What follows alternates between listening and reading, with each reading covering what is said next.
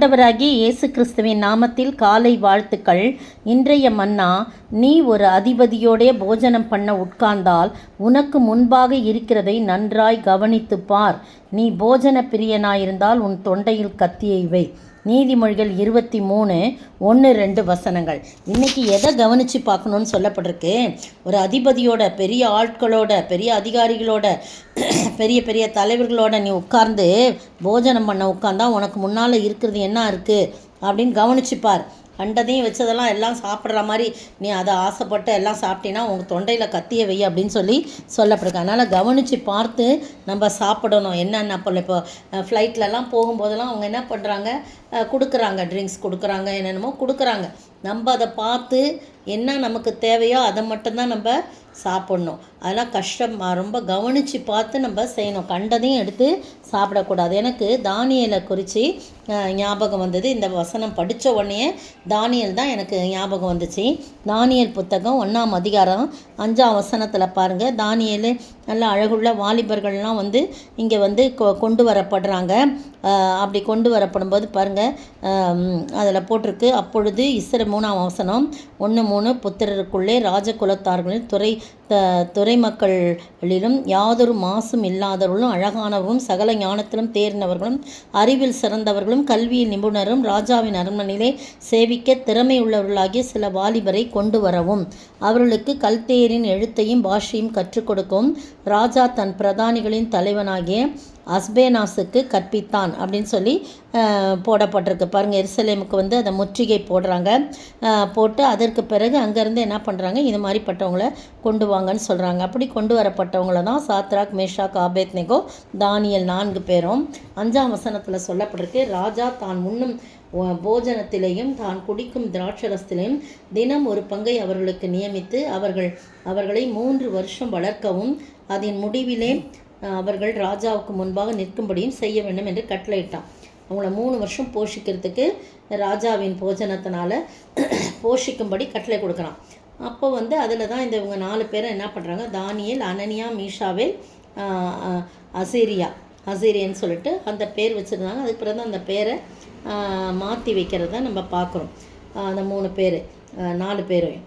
ஆனால் 8ஆம் வசனம் பாருங்கள், தானியேல் ராஜாவின் போஜனத்தினாலும் அவர் பானம் பண்ணும் திராட்சரசத்தினாலும் தன்னை தீட்டுப்படுத்தல் ஆகாதென்று தன் இருதயத்திலே தீர்மானம் பண்ணி கொண்டு தன்னை தீட்டுப்படுத்தாதபடிக்கு பிரதானிகளின் தலைவனிடத்தில் வேண்டிக் கொண்டான். பார்த்தீங்களா, தனக்கு முன்னால் தினமும் ராஜாவின் போஜனம் வருது, திராட்சரசம் வருது. ஆனால் இவன் என்ன சொல்லிடுறான், நீங்கள் எங்களுக்கு அது வேணாம். எல்லாம் 4 பேருக்கும் சேர்த்து தான் அவன் சொல்கிறான், அந்த ராஜாவின் போஜனத்தினால தீட்டுப்படுத்த வேண்டாம், நீங்கள் பாருங்கள், எங்களுக்கு தயவு செஞ்சு இதெல்லாம் கொடுக்க வேணாம், பருப்பு முதலானவை கொடுங்க, குடிக்க தண்ணி மட்டும் குடிங்க, திராட்சரசம்லாம் வேணாம். ஆனால் அவர் பயப்படுறாரு, ஐயோ ராஜா என்னை கேட்டால் அவ்வளோதான் அப்படின்னு சொல்லணுன்னா, இல்லை நீங்கள் ஒன்றும் இது பண்ண வேணாம், நீங்கள் ஒரு 10 நாள் கொடுங்க, பாருங்கள், எங்கள் முகங்களையும் ராஜாவின் போஜனத்தில் புசிக்கிற வாலிபடைய முகங்களையும் ஒத்துப்பாரும், பின்பு நீர் காண்கிறபடி உமது அடியாருக்கு செய்யும் அப்படின்னு சொல்லிடுறான்.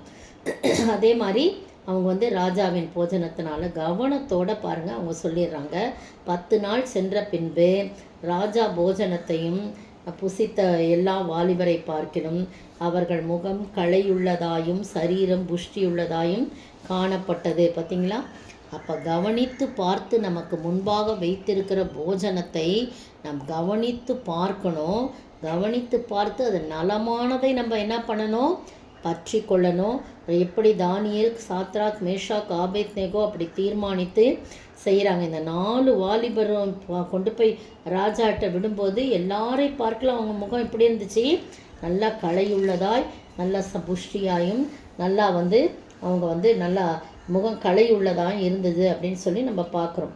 அதற்கு பிறகு அதனால் அவங்க திராட்சரசத்தை நீக்கி வைத்து ராஜாவின் போஜனத்தையும் அவங்க என்ன பண்ணிட்டாங்க, நீக்கிவிட்டு பருப்பு முதலானவைகளைய அவங்களுக்கு கொடுத்தான்னு 16ஆம் வசனத்துலேயும் நம்ம பார்க்குறோம். இந்த அருமையான வேளையிலே நீங்களும் நானும் நமக்கு முன்னாக வைத்திருக்கிற அந்த போஜனத்தை கவனித்து பார்த்து அதில் நம்ம எது நமக்கு சாதகமாக இருக்கிறதோ அதை நம்ம எடுத்துக்கொள்ள வேணும். போஜனம்னு சொல்லும்போது வார்த்தை, ஆண்டவருடைய வார்த்தையும் குறிக்குது. நமக்கு முன்னாக வைக்கப்பட்ட பலவிதமான வார்த்தைகள் இருக்குது. பல உலக பிரகாரமான புத்தகங்கள், உலக பிரகாரமான வார்த்தைகள் எல்லாம் இருக்குது. ஆனால் நலமான இந்த வேத புத்தகத்தை நாம் தெரிந்து கொண்டு மற்ற எழுத்துக்களின் மூலம் நம்மை தீட்டுப்படுத்தலாகாதென்று தீர்மானித்து இந்த வேதத்தின் ரகசியங்களை நாம் உட்கொண்டு அதை தியானித்து நாம் வாழும் பொழுது கண்டிப்பாய் நம்முடைய முகம் களையுள்ளதாயும் நம்முடைய சரீரம் புஷ்டியுள்ளதாயினா ஆன்மாவில் நம்ம புஷ்டியுள்ளவர்களாயும் காணப்படும். அப்படிப்பட்ட ஆசீர்வாதத்தை நாம் பெற்று வாழ, நாம் கவனமாக இருந்து வாழ ஆண்டவர் தாமே கிருபை செய்வாராக. ஆமென். காக்கைகளை போஷிக்கும் தேவனவர், அனுதினமும் நடத்துவார் கலங்காதே. கவனித்து பாருன் போஜனத்தை, தீட்டுப்படுத்தாமல் காத்திடுவாய். கவனித்து பாருன் போஜனத்தை, தீட்டுப்படுத்தாமல் காத்திடுவாய். கவலைப்படாதே மகனே, கவலைப்படாதே, கவலைப்படாதே மகளே, கவலைப்படாதே. இன்றைய பதில்: சிதறுண்ட ஆடுகளைப் போல் இருந்தீர்கள், இப்பொழுதோ உங்கள் ஆத்துமாக்களுக்கு மேய்ப்பரும் கண்காணியுமானவரிடத்தில் திருப்பப்பட்டிருக்கிறீர்கள். 1 பேதுரு 2:25. இன்றைய கேள்வி: யாருக்கு யாருடைய எது விரோதமாயிருக்கிறது? யாருக்கு யாருடைய எது விரோதமாயிருக்கிறது?